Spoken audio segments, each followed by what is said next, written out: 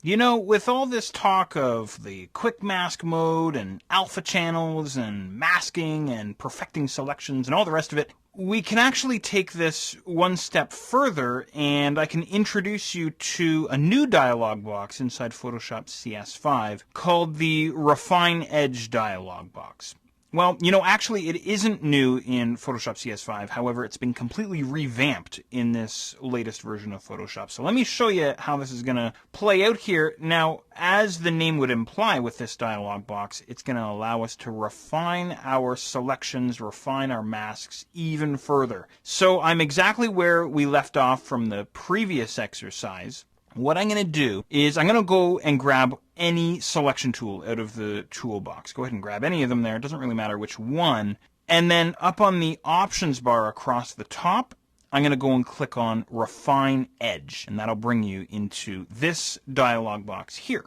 Okay, now lots to show you here. First of all, I think the best place to start would be in the view mode right at the top of the dialog box. And essentially what I can do here is I can set how I want Photoshop to display the mask, the selection that I'm working on. And you know, this drop-down menu here, this reminds me of the drop-down menu that we saw at the bottom of the color range dialog box way back when. So essentially what I could do is I could say, just show me marching ants, like the regular photo with the selection there. Or I could drop this guy down and I could say, show me this overlay, this quick mask red ruby lith overlay. Or, I mean, any number of other options. On black, which I know some people like.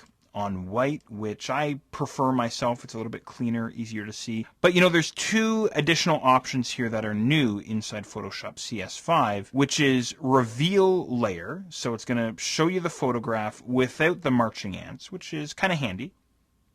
Or the second guy is on layers. And what that will do is that will show you the selection and any of the layers that appear underneath it. Now, I should have switched over to my layers palette. There we go. And as you can see, I don't have any layers underneath my Buddha layer. So it's just showing me, again, that checkerboard, that gray and white checkerboard pattern indicating transparency. So there's nothing beneath this guy, right? So you might want to leave it on this guy if you want. Or if we had clouds in the background, you'd see clouds or whatever else you have, right? So in terms of the preview, it's really up to you. It's entirely up to you. I think I'm going to go with the on white. Oh, the one that I didn't show you was black and white, which is our alpha channel, right? You might like that as well. So it's entirely up to you.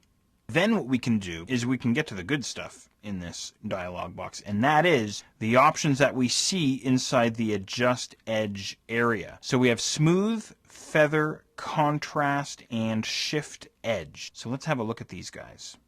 So what I'll do is I'll start with my smooth slider. So what I can do is I can come in here and essentially smooth out the edge of my selection. And as I'm dragging this slider, I'm getting an update inside my image, something like this, right? So once again, you might want to zoom in a little bit on your file here, just so you can see really what's happening here. Rough looking, something like that maybe.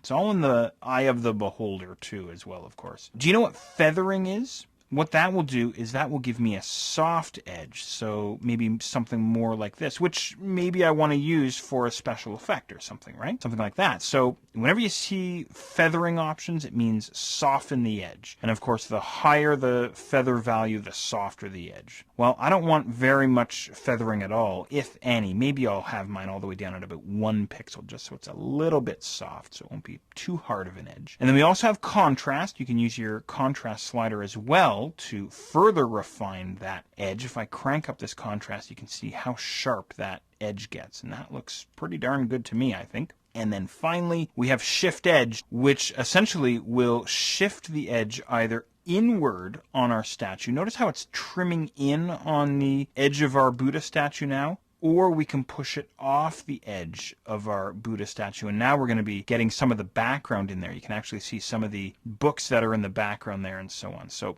probably myself, what I would do is I would tuck it in just a little bit, just so we're making sure we don't get any background at all. Now that looks like an awesome selection. So all I did here, just as a quick recap, is really you just fiddle with these sliders until it looks decent. So my smooth is at 33, my feathers at just 1, contrast I brought up to 64%, and I shifted my edge about -7, -5, -7, something like that. When things are looking good for you here, then what we can do is down in the output area, we can decide what kind of output we want. And to me, this is fantastic. The default is selection, so it's just going to create, again, more marching ants for us. Or what I can do is set this guy up as a layer mask, or a new layer with a layer mask, a new document, or a new document with a layer mask. Now, we haven't talked about layer masks yet, but we're going to take a look at that next. So I think maybe for now what I'll do is I'll just say new layer. How's that? And then I'll click on OK. All right. So what's happened here is I still have my original Buddha in the background. If I turn him on, and I can shut off the copy that was just created. This is the new guy here. And then I can turn off the background and turn on my new guy, the background copy layer. And there is my absolutely perfectly selected Buddha statue using the Refine Edge dialog box, as well as a combination of a few other things here in Photoshop, like the quick mask mode and the alpha channels. But there you go. That's kind of the massive run through of creating perfect selections, perfect masks in Photoshop.